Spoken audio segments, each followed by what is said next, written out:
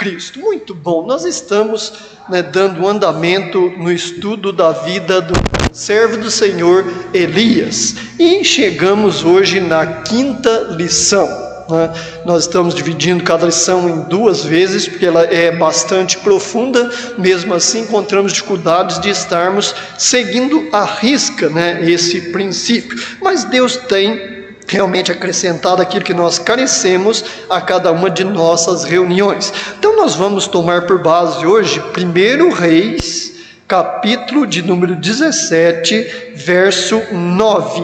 E nós estamos olhando para o ali, ou seja, onde nós estamos, na soberania divina. Então, aí abra comigo lá em 1 Reis, capítulo de número 17, nós vamos estar lendo o versículo de número 9.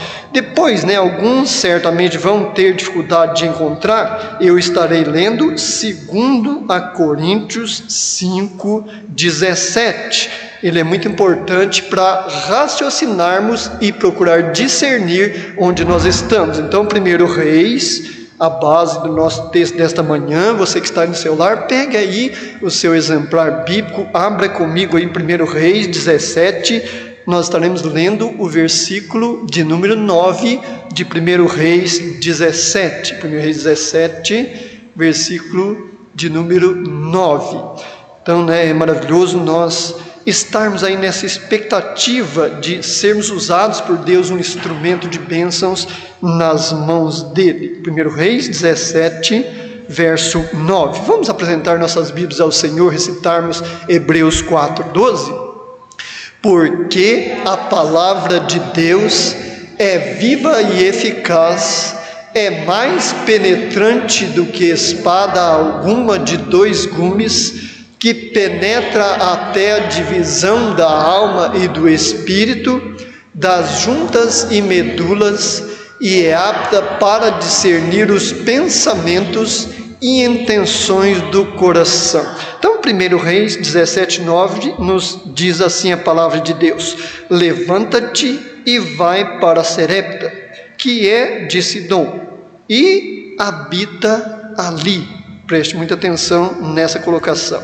Eis que eu ordenei ali uma mulher viúva que te sustente. Quando nós olhamos para ler esse texto, 2 Coríntios 5, 17, você que está no celular pode ter dificuldade, pega uma caneta, marque aí para você conferir depois, 2 Coríntios 5, 17, memorize, guarde esse versículo, 2 Coríntios 5, 17. Diz assim também a palavra de Deus no Novo Testamento: assim que, se alguém está em Cristo, o que era a recomendação lá? Ali. Se alguém está em Cristo, nova criatura é, as coisas velhas já passaram, eis que tudo se fez novo. Podem, irmãos, assentaram, vocês que estão nos seus lares, talvez em reverência à palavra, se colocaram de pé na presença do Senhor. Então, esse estudo, ele é muito importante, não só esse, mas todos que nós procuramos aprofundar na palavra de Deus, nos leva ao entendimento. E precisamos de fé? Sim, todos vivemos de uma certa forma, às vezes sem percebermos, pela fé, não é verdade? Por quê? Se nós cremos que Deus mandou seu Filho Jesus, Ele se entregou para aqueles que vão receberem, morreu livremente, espontaneamente naquela cruz, nós estamos agindo pela fé. Por quê? Isso fazem mais de 2000 anos. Então não dá, mesmo de geração em geração, passar e chegar a não ser pela fé, entendendo e abraçando esta verdade. E se o contrário, nós não queremos saber nada de pessoas convertidas, de igreja de Jesus Cristo, de falar em Deus, de estudar este livro que é tão controverso, dizem muitos, nós estamos agindo como também? Pela fé. Nós não cremos, ao não crermos na palavra de Deus, nós cremos que ela não tem nenhum valor, quando a realidade e verdade, assim nós sabemos, não é. Por que nós conseguimos provas evidentes tão fácil de que ela é a verdade? Você e eu Já observamos quantas coisas que ocorreram, que estão escritas nesse livro, né? Por exemplo, os profetas mencionaram a dificuldade que pais teriam contra os filhos, filhos se revoltando contra os pais, filhos matando seus próprios pais. Isso porventura tristemente não ocorreu e ocorre muito nos nossos dias.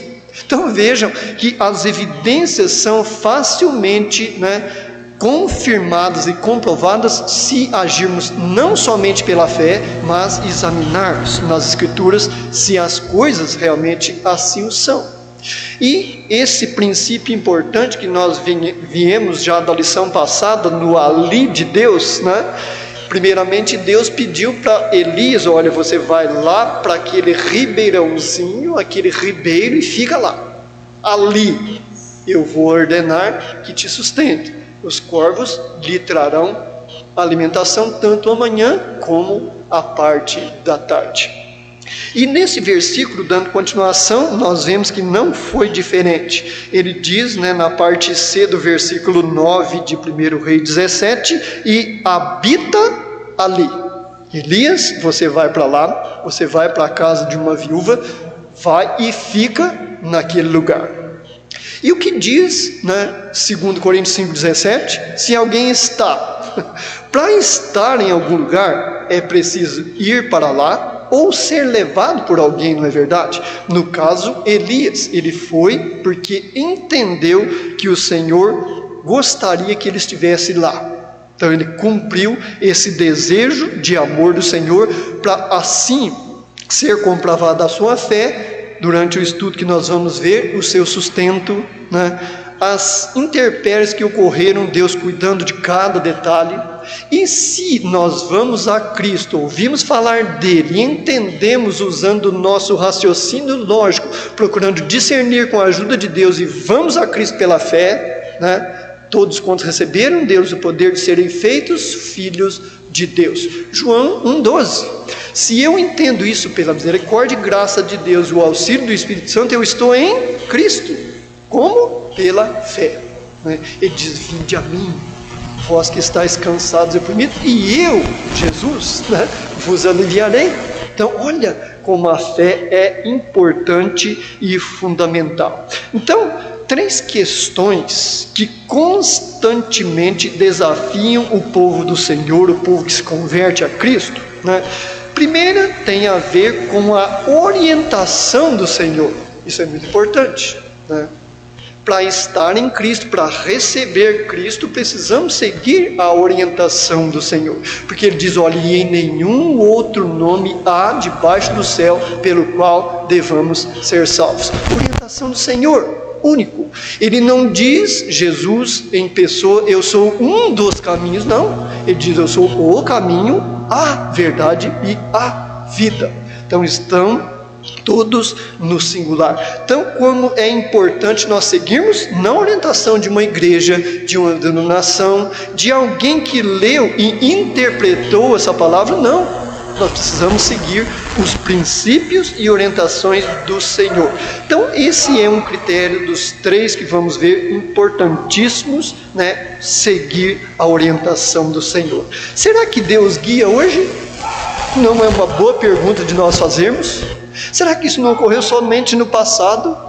Talvez até 1000 anos atrás, quando as pessoas ainda tinham aquele interesse e procuravam discernir a sua vida longe do Senhor, sentiam a necessidade de aproximar-se dele, e dentro de 1000 anos aí passou, e hoje estamos nas 4 páginas entre o Antigo e o Novo Testamento. Deus não está falando mais nada? Isso é uma ótima pergunta, excelente raciocínio que nós precisamos ver.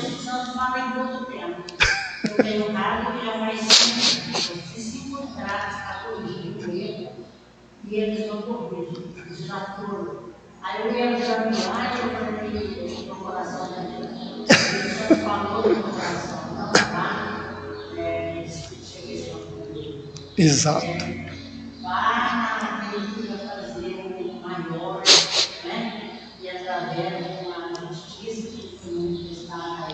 Exato. Exato. O Espírito Santo tocou naquele momento, no meu coração. Amém. Mas se eu não fizesse isso, estou assim, né? Exaltado, mas já faz tempo, o processo lá que ele fez, não, né? Então, o Espírito Santo fala todo momento. Fala. Então nós temos aqui o testemunho da irmã Lourdes, que os irmãos que estão, conosco na transmissão não conseguiram ouvir, que ela deu ouvidos pensando numa linha de raciocínio de pessoas que descreem da atuação tanto de Deus como do Espírito Santo, e ela falou, não, para lá um pouco. Alguns irmãos e irmãs que estão conosco, presencial e também na transmissão, puderam ver um vídeo que está girando nas redes sociais do Dr. Drauzio Varela. Então, se Jesus, quando Pedro procurou defendê-lo arrancando de uma espada, cortou uma das orelhas de um soldado, e Cristo repreendeu ele e disse, olha Pedro, guarda esta arma, agora é a hora das trevas. Isso há 2000 anos atrás. Então nós precisamos ter fé, sim, mas precisamos ter também os pés no chão. Deus dá liberdade para a pessoa declarar a sua não crença em Deus. Eu não acredito na existência de Deus, eu não creio nessas letras que são sagradas, foram inspiradas. Deus dá toda a liberdade.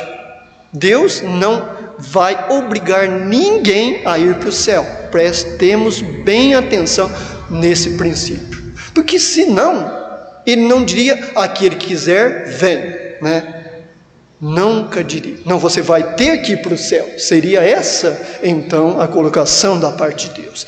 Então, quando nós ouvimos essas pessoas, nós devemos respeitar a sua posição, a sua opinião, mas precisamos ter a nossa posição, a nossa opinião dentro dos princípios da palavra de Deus, se é que você e eu cremos que ela foi inspirada pelo Espírito Santo, que ela foi escrita para nos ajudar, nos auxiliar, fazer entender. Por isso que é importantíssimo que esse princípio, primeiro aí, a orientação do Senhor. E nós vamos tê-la ouvindo dessa palavra, estudando, meditando nela, procurando aprofundar em seus princípios. Então, como é importante esse princípio fundamental. O segundo vem na questão de ver como a disciplina de Deus é uma realidade.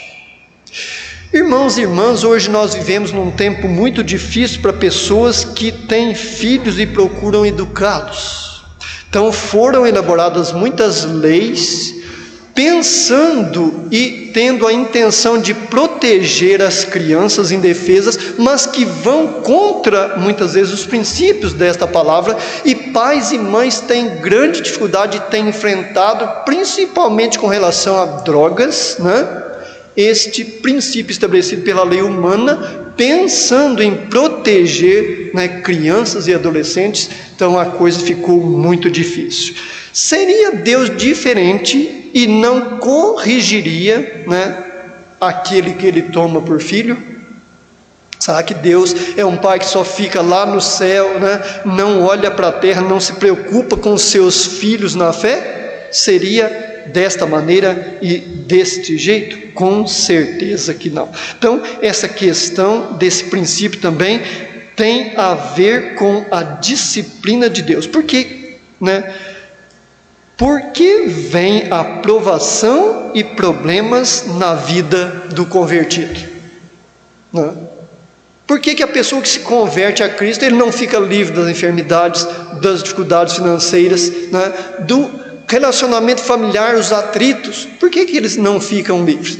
Duas questões importantes. A primeira pode ser a provação de Deus. Deus permite todas aquelas coisas ocorrerem, não para ver como nós vamos agir, porque Ele é onisciente, mas para dar oportunidade de nós aplicarmos os princípios da sua palavra, esperar e confiar nele, às vezes repreender duramente com vara, com palavras, e às vezes, como disse a irmã Lourdes,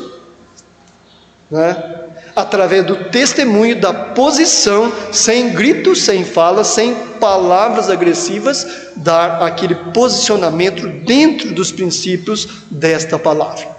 Não é verdade? Então, esse princípio é muito importante, porque Deus, amados irmãos e irmãs, com certeza Ele corrige e açoita aquele que toma por filho. Vamos dar uma olhada lá no texto de Hebreus capítulo 12, para ficarmos mais cientes. Vamos comigo lá em Hebreus capítulo de número 12. Nós vamos ler um texto um pouquinho longo, de 3 a 11, mas eu vou ler bem compassadamente Hebreus 12, 3 a 11, e prestemos muita atenção nas palavras desse texto, Hebreus 12, 3 a 11, o que Deus tem como disciplina, autoridade e amor no sentido de correção, de açoite, de permitir, limitações e sofrimentos. Hebreus 12, 3 até o versículo 11. Diz assim: considerai, pois, aquele que suportou tais contradições dos pecadores contra si mesmo, para que não enfraqueçais, desfalecendo em vossos ânimos. Ainda não resistis até o sangue, combatendo contra o pecado, e já vos esquecestes da exortação que argumenta convosco como filhos. Filho meu, não desprezes a correção do Senhor, e não desmaies quando por ele fores repreendido, porque o Senhor corrige o que ama e açoita a qualquer que recebe por filho. Se suportais a correção, Deus vos trata como filhos, porque que filho há a quem o pai não corrija? Mas se estais sem disciplina, da qual todos são feitos participantes, sois então bastardos e não filhos. Além do que, tivemos nossos pais segundo a carne, para nos corrigirem, e nós os reverenciamos. Não nos sujeitaremos muito mais ao Pai dos Espíritos para vivermos? Porque aqueles, na verdade, por um pouco de tempo, nos corrigiram como bem lhes parecia, mas este para nosso proveito, para sermos participantes da sua santidade. E na verdade, toda a correção ao presente não parece ser de alegria, de gozo, senão de tristeza, mas depois produz um fruto pacífico de justiça nos exercitados por ela. Então isso aqui dispensa qualquer tipo de comentário de que Deus está lá no céu, esqueceu a terra, por sua santidade não quer mais olhar para a terra. Não, isso é fato, é verídico, podemos ler, apalpar, ver as letras, ouvir essas minuciosas instruções desta questão de que Deus disciplina porque Ele ama, não é verdade? Ele quer o melhor com cada um de nós. É interessante, eu ouvi um áudio que me chegou, nem me lembro quem me enviou, dizia sobre uma pessoa estar numa obra que estava sendo construída bastante grande, e esta pessoa estava sem capacete, sem luvas, sem sapato de proteção, andando e brincando com todo mundo, e o mestre de obras no segundo andar contemplou aquela pessoa, gritou com aquela pessoa rindo, brincando, ficou, porque ele viu que aquela pessoa caminhava rumo a um fio de alta tensão, desencapado, e iria pisar naquele fio, iria ser fatal. Essa pessoa, o encarregado, percebendo a pessoa não estar ouvindo, pegou uma pedra e jogou na pessoa, feriu, ela até chegou a cair, creio eu, e desceu as escadas imediatamente, e a pessoa levantou meio atordoada. Mas o que é isso? Isso é amor a você. Mas amor desse jeito? Você me feriu, me machucou, vem cá para você ver. Levou o camarada lá, mostrou: olha, se você tivesse dado talvez mais 5, 15, 30 passos e pisasse aqui, seria um homem morto. Então isso é amor. Então amor é interessante, amados irmãos. Nós precisamos pensar principalmente no amor de Deus, que Ele vai muito além do desejo, da intenção, mas Ele parte para atitudes, e como disse a palavra de Deus, que pai há que não corrija o seu filho que ama. Então que bênção, amados irmãos, nós olharmos para textos como esses e olhar para a correção do Senhor nesse sentido, porque é o que ela disse no final. É gostoso você levar, né? Ele diz que açoita. O que é um açoite? Pegar um chicote, uma vara, né? Talvez aqui, né? Talvez nas costas. E isso é gostoso? Misericórdia. Eu me lembro que eu levei umas 2, né, ou 3 vezes de meu pai, algumas cintadas, chineladas foi de minha mãe, né? Era mais, né, específico das mães, mas de meu pai eu levei literalmente umas chicotadas e alguns, né, tapões. E aquilo na hora, misericórdia. Eu dava vontade de pegar o meu pai, né? Mas depois, amados irmãos, que aquilo passava, acalmava a minha ira, aí eu ia raciocinar, mas para que será ocorreu isso? E às vezes levava tempo, aí eu entendia, e como afirmou a palavra de Deus, no momento foi duro, não consegui entender, não é verdade? Mas depois, eu ia às vezes até abraçava meu pai, né? Falava, olha, né, muito obrigado pelas chicotadas. Então isto é fato. E a terceira questão, não menos importante também, tem a ver com a provisão de Deus. Se Deus permite nós atravessarmos por dificuldades, talvez até por provação, o que Ele está querendo prover para você e para mim? Vamos pensar na fé? Como a fé é acrescentada na minha mente, no meu coração, na sua mente, no seu coração? Não é porventura através das limitações, dificuldades que você olha e fala literalmente, isso daqui só Deus, não tem mais o que fazer. Eu e você, nós desanimamos até de orar, que não devíamos, mas infelizmente isso é fato. Desanimamos até de continuar colocando na presença de Deus, não é verdade?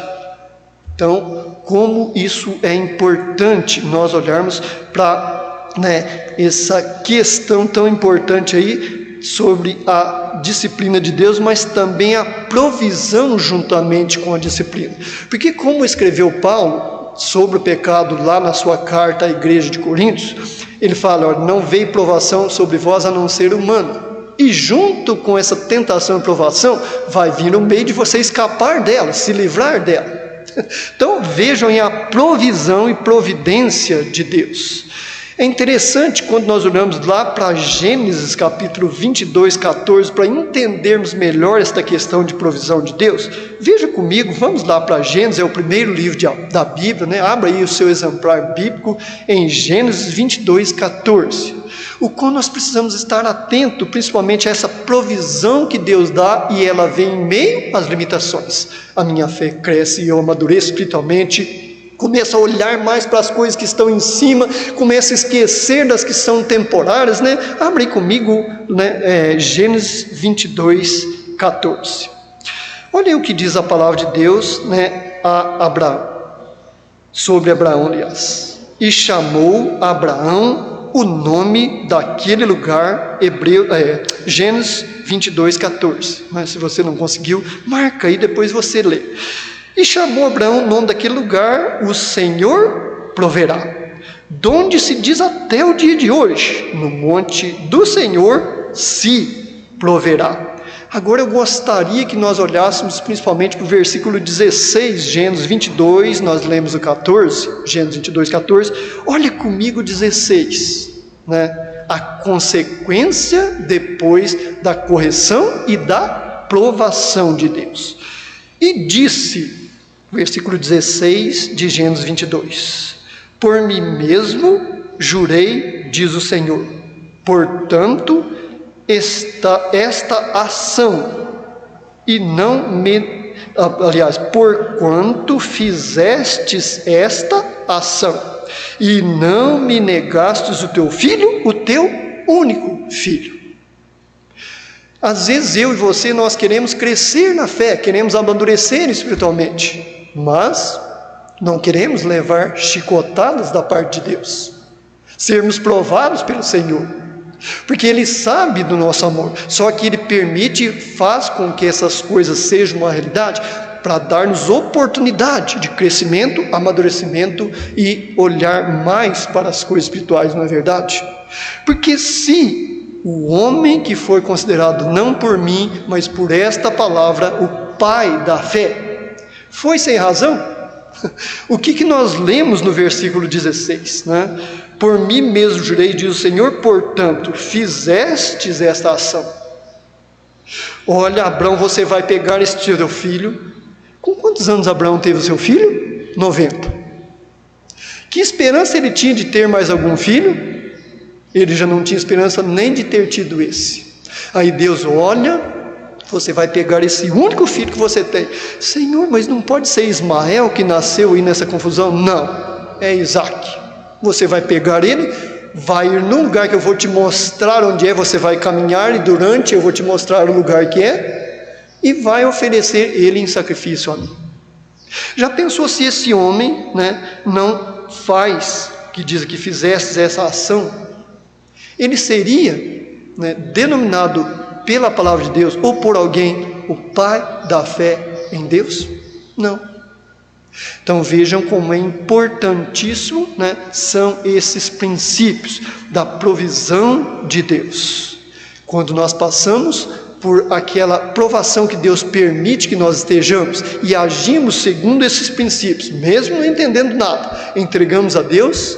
Imagine a dor no coração daquele homem, tendo esse filho único, na sua idade avançada, levantar lá, né, uma faca algo pontiagudo e pá, lá no seu filho, né? Imagina a dor no coração dele que estava. Mas lá no livro de Hebreus ainda confirma que ele faria isso sem sombra de dúvida, porque ele cria que Deus era capaz de ressuscitar ali Isaac, ou de prover mais um filho, se o próprio Deus o pediu para testar Abraão até onde ele amava. Título abençoadíssimo deu Deus e deixou escrito literalmente na sua palavra com relação à pessoa de Abraão, pai da fé. E todos são benditos com o crente Abraão, né? Crente, fé, como são importantes esses princípios. Então ali Elias, né, voltando lá para o nosso texto base de 1 Reis 17, nós vemos ali, né, em 1 Reis 17, dando continuidade, nós lemos o versículo 9, e vamos olhar mais alguns versículos de 1 Reis capítulo 17. Nós vemos num contexto um pouco antecipado que ele estava junto do ribeiro de Querite, lembra na lição passada? O que aconteceu com aquele ribeiro, né? Ele secou as suas águas. Será que Deus falhou? Se fizermos uma análise, né, talvez horizontal sobre os fatos ocorridos, nossa, o ribeiro secou, Deus falhou? Não. Deus tinha outros objetivos para Elias em outro lugar, onde era Serepta, onde nós lemos no versículo 9, Deus havia ordenado que uma viúva lhe sustentasse. Imagine se ele não abraçasse que Deus poderia prover, poderia livrar, né, poderia conceder que ele atravessasse pelas limitações, mas Senhor me mandou para cá, né? Os corvos podem continuar trazendo alimento, mas eu vou beber o quê? Eu vou viver só de alimento sólido? Mas Senhor, para uma casa de uma viúva, mas que tem uma viúva a oferecer a mim? Tudo isso com certeza passaria na mente e no coração de Elias, o nosso conservo no passado. Mas o que ele fez? Ele obedeceu à voz do Senhor. Como isto é fundamental para a nossa vida, para o nosso dia a dia. Eu fico imaginando na angústia inconsolada, né, daquela viúva. Aquela escassez de alimento, a seca, talvez, né, não sei expressar o tempo que ocorreu entre, né, o secamento, acabar as águas ali do ribeiro, se for 1 ano e meio, né, que foram 3 anos e meio, se foram 2 anos.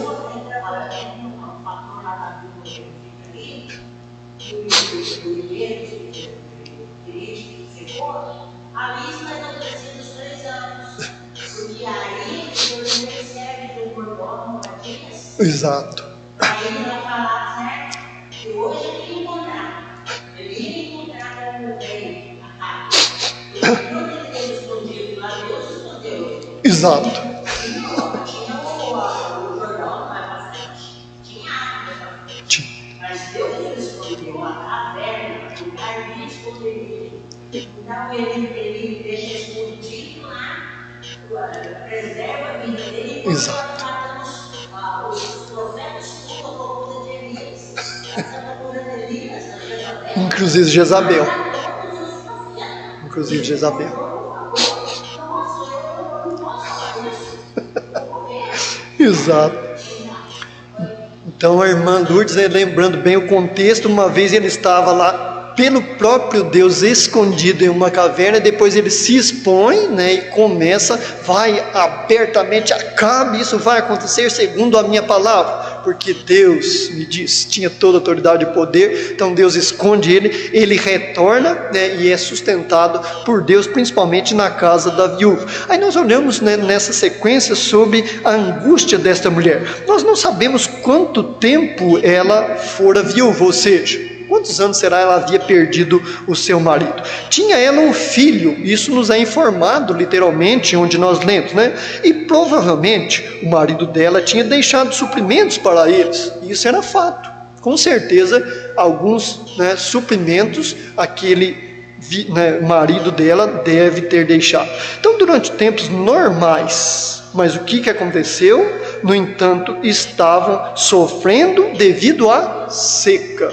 à escassez de chuvas. Então, não só acabou aquele alimento que havia com certeza na despensa, porque aqui fala de uma botija de azeite e de uma panela com farinha, mas toda a plantação, a horta daquela viúva, talvez o trigo que ela estava formando, cadê a água? O que aconteceu? Morreram todos pela seca. Então imagine a angústia que esta mulher passava. Ela havia chegado ao fim dos recursos. Olhando pelo físico, pelo olhar humano, nós chegaremos exatamente a essa conclusão. Porque olha os versículos 10 a 12 de 1 Reis 17. 1 Reis 17, 10, 12. Então ele se levantou e foi a Serepta, e chegando à porta da cidade, eis que estava ali a mulher viúva, apanhando lenha, e ela o chamou. E lhe disse, ele, no caso Elias, ele chamou e disse, traze-me, peço-te, um vaso, um pouco de água que eu bebo. Olha o 11. E indo ela a trazê-lo, ela a chamou e lhe disse, ele a chamou e lhe disse, traze-me agora também um bocado de pão na tua mão. Já pensou a angústia? Elias, com certeza, no seu físico, ele era material, não era onisciente, não sabia com certeza que ela não tinha nem pão, e alguma outra coisa. Agora fica pensando na mente daquela viúva, no seu coração, a dor que estava, puxa vida, só tem mais uma refeição para mim e para o meu filho, e nós vamos comer isso e provavelmente vamos morrer, porque não tem mais nada. Já pensou, chegando ao fim dos viveres, dos suprimentos que o seu esposo havia deixado? Será que já chegamos ao fim de nossos recursos alguma vez na nossa vida? Talvez financeiramente, talvez em tempo de desemprego. Quantas pessoas hoje se encontram desempregadas e correm atrás, distribuem currículos, mas cadê a porta de emprego que se abre? E olha que não é devido não ser um profissional, não ter uma profissão, Será que alguma vez já acabou também os nossos recursos de pensarmos, aquilo que eu estava afirmando, agora só Deus? Não tem mais o que fazer, é orar e esperar em Deus. Dinheiro, saúde, amigos, paciência, tudo já esgotado. Nós devemos receber consolação mediante esses fatos que nós estamos contemplando, porque foram coisas que ocorreram, Deus sustentou, permitiu tudo acontecer, mas sustentou-os, porque o Senhor, diz o Salmo 84, 11 e 12, porque o Senhor Deus é um sol e escudo, o Senhor dará graça e glória, não retirará bem algum aos que andam na retidão. Senhor dos exércitos, bem-aventurado o homem que em ti põe a sua confiança. Então, entre aspas, acabando o que nos mantém a vida física, Deus pode mantê-la sem alimento, sem a saúde. Como? Nós vimos aqui irmãos como o irmão Robson. Os irmãos lembram da igreja de São Paulo, primeira igreja batista Cidade Ademar. Ele foi sustentado pelo Senhor com um câncer, quanto tempo? E isso sem dores. Os médicos não achavam explicação para aquilo. Deus permitiu aquele câncer? Sim, isso foi uma realidade na vida desse irmão. Deus permitiu. Agora imagine o quanto a fé, o amadurecimento espiritual foi crescido e acrescentado na vida desse irmão que atravessou, por isso que Deus permitiu. Já paramos para pensar nisso? As pessoas, principalmente os médicos, que às vezes só confiam na medicina, nos medicamentos e procedimentos, imagine a fé desses homens nestas coisas. Para onde foi? Nada podemos fazer. E olha aí, ele está alegre, servindo a Deus, falando de Cristo, da salvação, bendizendo a Deus. Então isso é maravilhoso demais, e não aconteceu somente no passado com esses conservos que nós vimos, acontece nos dias de hoje, e o quão nós precisamos nos preparar para essas questões que nos são realidade, uns mais e outros menos. É porventura em vão a bem-aventurança, quando ela afirma: bem-aventurado, feliz o que sofre, o que padece. Não é em vão, que é através realmente disto é que nós ficamos cada vez mais nessa expectativa. Jesus morreu, deu a sua vida por mim, derramou seu precioso sangue, eu preciso fazer algo constrangido por esse tão grande amor pela minha pessoa. Senhor, eu estou aqui disponível nessa expectativa de ser usado por Ti a cada momento, a cada dia de minha vida. Esse deve ser o nosso procedimento, não diferente desta viúva, da pessoa de Elias. Também ela era temente a Deus. Veja que ela não discutiu, ela expôs a realidade, mas ela não discutiu, então ela era temente a Deus. Nós vemos isso no verso de número 12. Porém ela disse: vive o Senhor teu Deus. Olha o temor, não de medo, mas de respeito, que nem um bolo tenho, senão somente um punhado de farinha numa panela e um pouco de azeite numa botija, e vês, aqui apanhei 2 gravetos e vou preparar para mim e para meu filho, para que comamos e morramos. Então ela tinha todo o respeito para com Deus. Ela talvez nem conhecia Elias pessoalmente e expôs a realidade que estava acontecendo ali no seu lar naquele instante. Então Deus estava ciente da sua extremidade, o extremo que estava acontecendo na casa daquela viúva com o seu filho, com certeza, Deus estava ciente. Como vemos no verso 9, mas ele estava realizando seu propósito, tanto nela quanto na vida de Elias. Ele estava cumprindo no Antigo Testamento a promessa neotestamentária. O que diz Romanos 8:28? Todas as coisas contribuem conjuntamente para o bem daqueles que amam a Deus e daqueles que são chamados por seu decreto. Então ela vive o Senhor seu Deus. Olha, era uma mulher que cria em Deus, ela tinha toda a reverência da pessoa de Deus, tinha o temor no sentido de respeito. Foi Deus que mandou, eu já tinha ouvido falar da sua pessoa, Elias. É um prazer te conhecer numa situação tão adversa, mas vive o Senhor que, olha, eu não tenho como trazer alguma coisa para você. Ela expôs a realidade que estava ali no seu coração. Mas lembremos de Romanos 8:28, Tudo, não é uma coisa nem duas, contribui para o crescimento, para o amadurecimento, para ver além do físico, contemplar pela fé as coisas que estão em cima, procurar estar dependente mais de olhar para elas e ir tirando um pouco o olhar das coisas físicas, passageiras e terrenas. Como isso é fundamental, não é verdade? Para a nossa vida espiritual. Na casa da viúva em Serepta. Que situação difícil. Mas ela tinha também perdido a esperança. É o que nós acabamos de ler no versículo 12. Eu posso até trazer para você, quem sabe nós vamos sair desse sofrimento e partirmos desta vida mais rápido. Mas eu só tenho isso, né? Não dá para mim fazer nada em relação. Então ela relata que ela pensava que estava preparando o seu último pouquinho para comer e somente esperar a morte. Porque ela perdeu a esperança. Qual foi a razão dela ter perdido essa esperança? Ela era temente a Deus? Sim. Mas então não devia, né?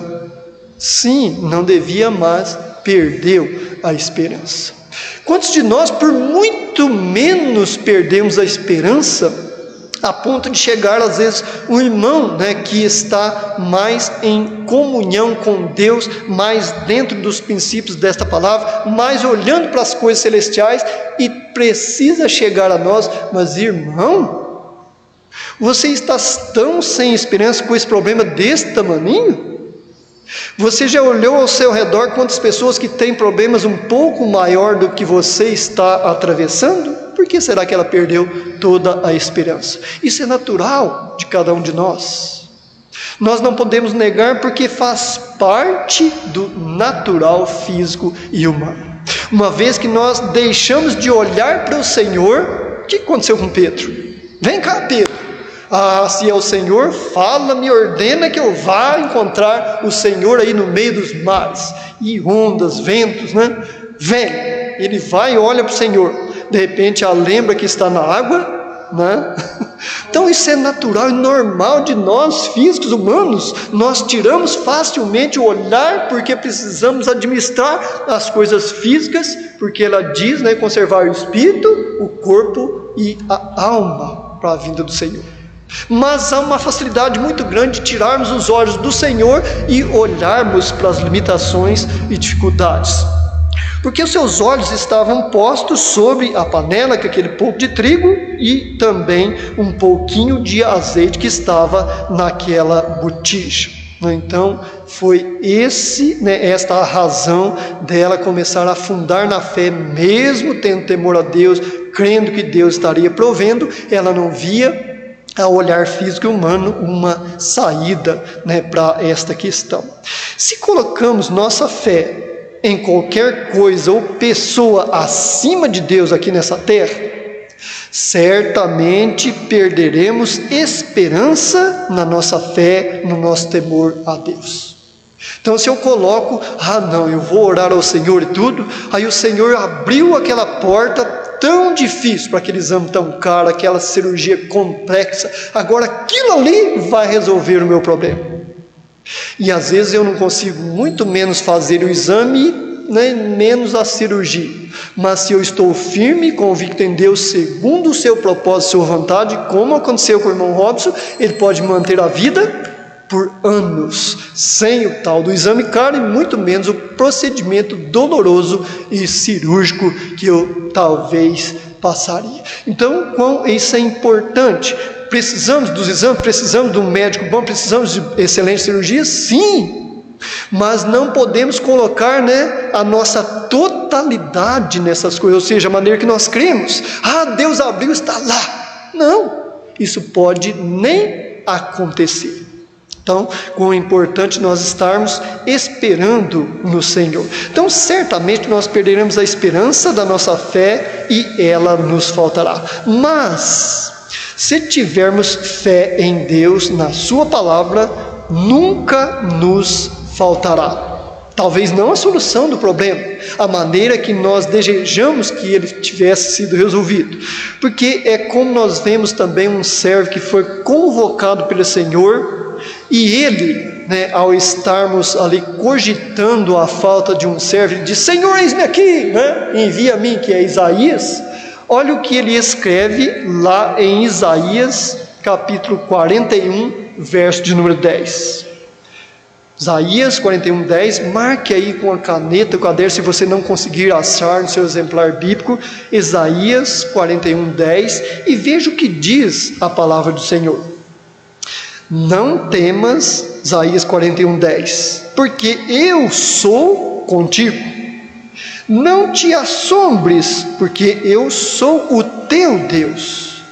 Eu te esforço, eu te fortaleço e te ajudo, e te sustento com a destra da minha justiça. Então esse é um dos servos que desejou naquela expectativa de ser um instrumento usado nas mãos do Senhor. Senhor, eis-me aqui, não tem ninguém aí, né? Envia eu, se tiver mais algum, Senhor, mas dá-me uma oportunidade.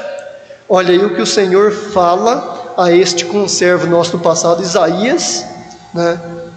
Olha, ele estaria fazendo todas as coisas. Não temas. É fácil não ter medo das coisas? Não. É um desafio, um alvo difícil realmente de ser atingido, não é verdade? Porque o medo, ele é natural do ser humano. Você e eu já notamos uma coisa interessante? Quando está tudo calmo, de repente cai algo que faz aquele barulhão. Aí você dá aquele pulo, e o que acontece com o coração? Parece que vai sair fora do peito, né? Mas o que aconteceu? É o medo, o instinto natural que Deus colocou muitas vezes para a nossa proteção. Essa palavra que nos informa que quando as pessoas de bem e que buscam a Deus, que temem a Deus, que querem ser um instrumento nas mãos de Deus, que serem agradáveis à pessoa de Cristo e louvando a Ele, quando vê uma pessoa sendo corrigida ou passa por grande tragédia, a pessoa tem medo, teme, né? Porque ele sabe que ele também está sujeito, que essas coisas são uma realidade, e começa até, né, a raciocinar e procurar discernir se não está, porventura, fazendo alguma coisa que está desagradando a pessoa de Deus, entristecendo a pessoa do Espírito Santo, não é verdade? Lembre-se de Davi. Ele faz essa oração ousada ao Senhor: Senhor, olha para dentro de mim, sonda se há na minha mente, no meu coração, algum caminho tortuoso, se eu estou desviando dos princípios que o Senhor estabeleceu para que eu esteja andando neles. Davi, um homem segundo o coração de Deus, pronunciou exatamente essas palavras: Senhor, sonda-me a minha mente e o meu coração, vê se há em mim algum caminho tortuoso que está desviando da tua palavra, das tuas ordenanças e dos teus princípios. Então isso é maravilhoso demais, olharmos principalmente para esse versículo de número 10 de Isaías 41. O que pode levar a mim ou a você a não confiar em Deus quando Ele próprio diz: não temas? O medo vai ser uma realidade. Quem vê, né, aqui, graças a Deus, só na África tem, e talvez alguns animais, né, possamos ver, não existe leão natural, né? Mas já pensou se você encontra um bicho desse na rua ou indo no mato, algum lugar, né? Misericórdia! Quem não vai ficar com medo? E aquele bicho, né, dá aquele urro tremendo que parece que até treme a gente por dentro. Misericórdia, né? Há como não ter medo? Não existe. Mas aqui ele é enfático, diz: olha, não tema, porque eu sou contigo. Então ele diz: ó, não tema, porque eu vou deixar o leão, ele não vai rugir perto de você, ele não vai te assustar. Não temas, porque o leão vai rugir, vai vir em direção a você, vai armar os seus dentes ali, mas eu sou contigo. Então isso é importantíssimo nós atermos nesses princípios da palavra de Deus. Não te assombres.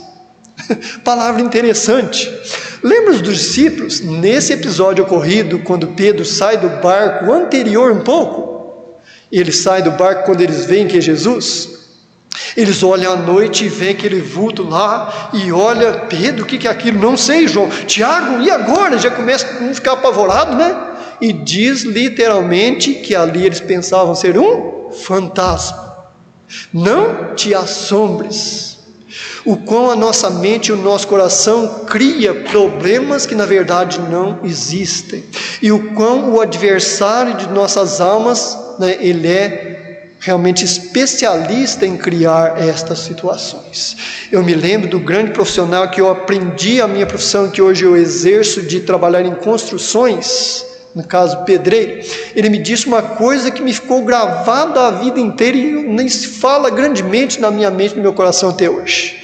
Olha, se você tem um grande problema para resolver amanhã, não fique sofrendo hoje, criando mais um monte de problemas que você nem sabe que ele vai estar lá, né? Mas deixa para amanhã, descansa, procura dormir, aí você chega e começa a resolver aquele problema, para não surgir outros problemas que na verdade nem lá estão. Então, com isso é importante. Quando a palavra de Deus diz não nos assombres, não se assombre, quantas assombrações nós criamos? Às vezes o vizinho, né? Estamos lá e ele não vai com a nossa cara, porque somos crentes convertidos em Cristo, não quer saber de nós. De repente ele abre, né, entra lá no seu carro com pressa e pá, bate a porta. Eu já criei aquela assombração na minha mente. Olha lá, está me insultando. E às vezes o camarada, né, está com pressa, descuidou, a porta bateu nem nada, eu já criei ali uma imagem, né, assombrosa que não tem nenhum sentido de realidade. Ele diz não assombre por quê? Porque eu sou o teu Deus. Então Deus não vai, né, não deixar que talvez um fato desse ocorra com o meu vizinho e leve, né, a pensar e balancear, será que está me insultando? Será que isso foi normal? Ah, Senhor, se for caso do insulto, tenha misericórdia. Como o Senhor me alcançou com a sua salvação, alguém veio a mim muitas vezes falando desse teu amor em Cristo, e eu rejeitei, tenha misericórdia desse meu vizinho, né? Não deixar-me ser levado, não, isso aí está me insultando. Eu já vou deixar de orar por esse camarada, né? Porque Deus colocou no meu coração que eu estou lançando pérolas aos porcos. Assombração, coisa que eu estou criando na minha mente, nós podemos criar sem razão alguma, ou seja, não é uma realidade. Eu te fortaleço, diz, né, nesse versículo de Isaías 41:10, durante a sua leitura, e te ajudo. Então, para precisar ser fortalecido, o que é preciso? Esvaecer as forças. Como é que eu posso ser fortalecido se eu já tenho força? Né? Então não há esta possibilidade. Tanto a ajuda quanto o fortalecimento é preciso de eu entender, Senhor, me ajuda que agora eu preciso. Até aqui eu segui suas orientações, deu tudo certo, mas Senhor, né, me socorre nesse momento, me ajuda, me fortalece, porque agora eu não consigo mais. E ele diz no final do versículo, eu te sustento com a destra da minha justiça. Então, com isso é importante. Jesus, quando ele era duramente acusado, em muitas acusações que ele teve, e chega um dos sacerdotes e começa a acusar a pessoa de Jesus, né? E ele praticamente aparenta irar-se com aquele, né, que dizia ser um ministro de Deus. E ele diz, olha, quem me convence de pecados? Quem pode apontar o dedo para mim e dizer, você fez isso que contradiz essa palavra que está escrita? Ele fala como que num tom de irritação, mas não, ali foi com um tom de autoridade, de poder. Ele tinha humildade sim, mas um tom de autoridade, de poder de Deus, sobre a justiça de Deus. Não aquilo que nós imaginamos ser justo. Não, eu tenho certeza que aquele camarada lá bateu aquela porta, me insultou. Olha, né, eu já julgo algo que nem é uma realidade. Mas Jesus não. Porque diz essa palavra que ele nunca cometeu pecado algum. Por isso ele tornou-se o autor da salvação, aquele que pode socorrer, pode nos auxiliar. Como é que eu e você, né, temos olhado para a pessoa de Jesus? Vamos pensar um pouco em 2 Coríntios 5,17. Será que nós já fomos a pessoa de Jesus? Né? Aquele que está em Cristo, nova criatura é. É fácil de lidar com as coisas novas? Como é difícil. Tudo é desconhecido, tudo é novidade, você não sabe direito como é que aquilo ali funciona, não é verdade? Eu me lembro quando eu aprendi, né, a conduzir os primeiros veículos, dirigir um carro. A gente aprendia num Fusca, um carro tranquilo, né, não tinha muito mistério, né, ali 4 marchas, sossegado, só 2 pedais e tudo. Quando vieram os carros mais evoluídos, né? E hoje até eu brinco com os meus colegas, né? Alguns caminhões que tem ali onde nós trabalhamos, se eu entrar dentro de um negócio desse, eu não sei nem funcionar o motor. Não, isso aí é fácil, né? Mas a realidade é essa. Então é fácil de lidar com coisas novas? Não. Exige reaprender as coisas, aprender algumas que nós nem sabemos. Aquele que está em Cristo, nova criatura é. E louvado seja o Senhor, porque nessa nova criatura Pedro escreve realmente que literalmente nós somos crianças espiritualmente. E qual é o nosso procedimento? Devemos desejar, como nenenzinhos recém-nascidos, chorar, fazer birra, o leite não falsificado, o leite puro, materno, para que através dele possamos estar crescendo. Então você e eu, nós chegamos já a Cristo, estamos em Cristo pela fé, nos vemos como nova criatura, não por nós próprios, mas pela misericórdia de Deus. Como é que tem sido, né, a nossa visão pela fé com relação à pessoa de Cristo? E 2 Coríntios 5,17. Como isso é fundamental e importante para entender todas essas questões passadas, tanto pela viúva como por esse nosso conservo Elias. Isaías, imagina a angústia que Isaías estava nesse contexto que ele estava vivendo, não é verdade? Então, não é que nós possamos estarmos realmente meditando nesta questão, principalmente onde nós estamos espiritualmente. Será que eu estou no ali de Deus? Onde é o ali de Deus hoje? Jesus Cristo, aquele que está em Cristo. Então, o ali de Deus hoje, o início dele é a pessoa de Jesus Cristo, é abraçar essa salvação pela fé nas Escrituras, a maneira que ela, né, nos relata sobre essa pessoa bendita e maravilhosa. Infelizmente nós não temos mais tempo, né? Estamos com o nosso tempo esgotado, né? Vamos continuar no processo na semana que vem? Sim. Porque tem uma palavra que eu gostaria de falar. Ah, sim. 17, 15, quando eu falei do ministério, aquilo que aconteceu, a seca, aqui, nesse capítulo, nesses dois fatos lá que está escondido lá no primeiro Felipe, e mais nessa língua. Ele fala, foi ela que fez conforme a palavra de Elias. Assim comeu ele, ela e a sua casa muitos dias. Ele foi lá para abençoar, porque o além de Deus mandou. Exato. Abençoar e ser abençoado. Mas ele vai dar conta, aquele que é autoridade. Muito bom. Ele é aquele que vai representar Elias veio. Exato. Não quiser. Então ele faz um ministério maravilhoso. Muito. Morre a Isabel, manda matar, cuidando ele, manda matar. Porque não é aquele mundo lá do Ribeiro, lá para estudar, não é, né? Que Deus veio e mudou totalmente. Aquela obra foi para o Senhor, né? Aquele altar foi para o Senhor. Exato. Mas porque Elias faz a afronta aos profetas da Jezabel, que era perversa, não era do povo de Deus. Não era. Ela entrou para destruir o povo de Deus.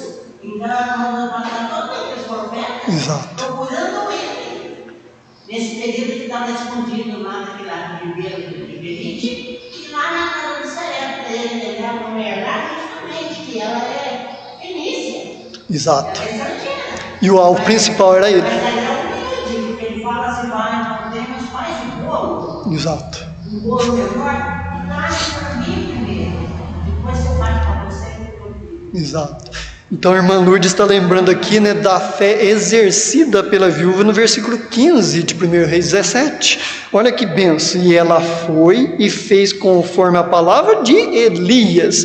Tanto Elias confiava no que ele estava determinando quanto ela, né? E assim diz o final do versículo 15: comeu ela e ele e sua casa por um dia, por muitos dias. Então, como é maravilhoso nós abraçarmos esta fé na palavra de Deus, estarmos nos ali de Deus na atualidade, que é a pessoa de Jesus Cristo, né? Estando em Cristo, nova criatura, nós precisamos nos considerar e principalmente investirmos pesadamente no crescimento do conhecimento da pessoa de Cristo, nas experiências, no que Ele permite, ou Deus, a estarmos passando, e sempre levarmos isso, crescer espiritualmente, amadurecer, olhar mais para as coisas que estão em cima, Deus possa estar nos abençoando. Se Cristo não voltar até o próximo domingo, nós vamos dar então continuidade a esse estudo. Peguem por base, marque aí, os irmãos e irmãs que gostam de estudar durante a semana e se basear, ver, com mais profundidade sobre o que nós estamos aprendendo, Romanos 4, 17 a 21, Marque aí Romanos 4, 17 a 21. Nós vamos continuar olhando neste ali, onde Elias estava cumprindo a ordem de Deus, na casa desta viúva, se Cristo não voltar até lá e Deus nos permitir, amém?